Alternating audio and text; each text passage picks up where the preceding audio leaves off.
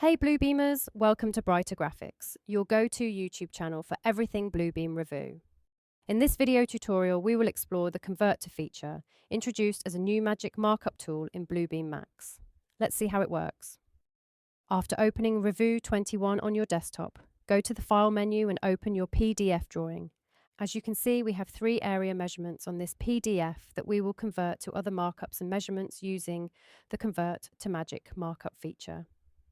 To do this, right-click on any markup or measurement and select the Convert To option from the menu. You will see 7 options to choose from.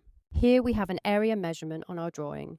We will convert this area to a volume by right-clicking and selecting the Convert To Volume option. You will notice that the area measurement has been converted into a volume, but it is currently showing 0 cubic feet. This is because volume is a 3D quantity, while area is a 2D quantity. The volume for any 2D geometry will always be 0. To get a meaningful volume, we need to add depth by opening the Measurements panel. In the Measurements panel, enter a depth value in your preferred unit and press Enter. The volume measurement will now display the correct value for this region by multiplying its 2D area by the depth we provided.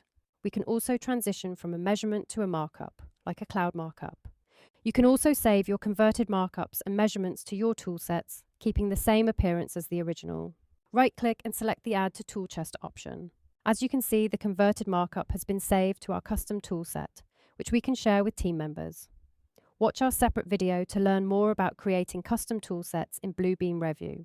Let's explore a few more options and try converting another area measurement. When you convert an area or any other measurement or text-based markup to a rectangle or another non-text-based markup, the text label that was previously displaying the measurement value will no longer appear, as the new markup type does not support it. You can also convert a non-rectangular measurement or markup to a rectangle. In this case, the shortest non-equivalent side will extend automatically to form a complete rectangle. You can then click and drag the anchor points to adjust the shape and fit it to your desired geometry. Now let's select another area measurement and convert it to a polylength. And there we go.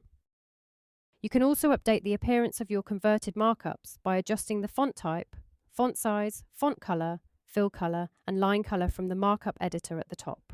Hold the Shift key and click and drag the total polylength label to reposition it. Use the green handle to rotate it as needed. All converted markups and measurements will be updated automatically in your markups list, where you can track and manage them going forward. With this new magic markup tool, you can convert existing markups and measurements into other types without having to redraw them from scratch. The converted markups will inherit the same appearance and dimensions as the original. Bluebeam Max includes 2 more magic markup tools, Duplicate As and Offset. In the next video, we will explore how the Duplicate tool allows you to keep your original markup intact while duplicating it as a different markup or measurement type.